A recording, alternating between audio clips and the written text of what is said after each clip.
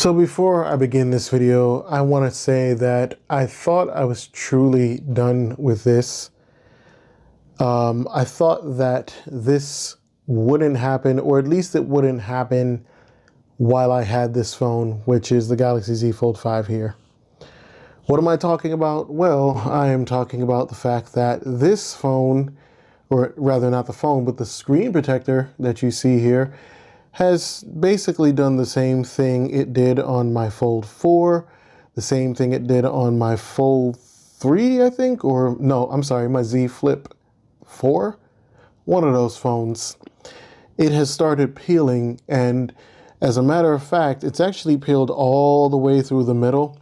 The only reason you're not seeing it peel through the middle right now is because of the fact that I've been using another device that I'm currently doing a review for, so I've had the phone closed, and it seems like it's been able to kind of put itself back together, but it will definitely get down here because it has done that before I started using said phone. And yeah, as you can see right here, that bubble is going up. You probably can't see it, but anyway, what we're doing in true fashion for what I have done in the past is we are going to take this screen protector off because there's absolutely no reason for me to keep it on here now. I don't know what triggers this, but either way, we're going to remove this screen protector right now. Now, like I said before, this started happening. The screen protector started peeling up, I want to say maybe 2 or 3 months back. That being said, though, I have had the phone for over a year and it didn't do it. So yeah, something is the trigger here, but anyway, as you can see here, it has now gone through the middle like it did before, and this is why I'm taking it off. So let me go ahead and just do that. A little disclaimer, I am not saying that anybody should do this. This is something I have done before, and I haven't had a problem with it. I do intend to keep my Fold 5 until the Fold 7 comes out, and see if Samsung makes a significant enough change. But ultimately, if you don't feel comfortable doing this, don't do it. Truly do not do it. And what I intend to do is the same thing I've also done before too. I intend to make a video for about 4 weeks and see how my screen is doing from there, because I know typically a lot of people do have questions about, you know, whether the screen will last and everything. I've seen a couple of screens sort of, I guess, break. However, I don't know what those Fold users are doing with their phones, so I can't say that this is in direct correlation to that. Fold devices, their screens are not necessarily perfected yet.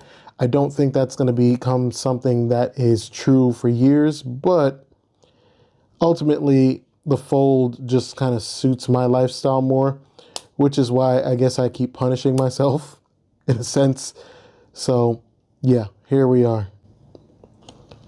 Now, another thing I do want to say is I know a lot of people were saying, or not a lot of people, but there were people who were saying things like, oh, you're being too careful, just rip it off. I ripped mine off. That's great and all fine and dandy for you. I'm not doing that because here's the thing. The fact of the matter is that there is a very, very strong adhesive on this screen protector here. So being that the screen underneath is Samsung's ultra thin glass, I cannot understand why someone would just go ahead and rip this off without doing it carefully.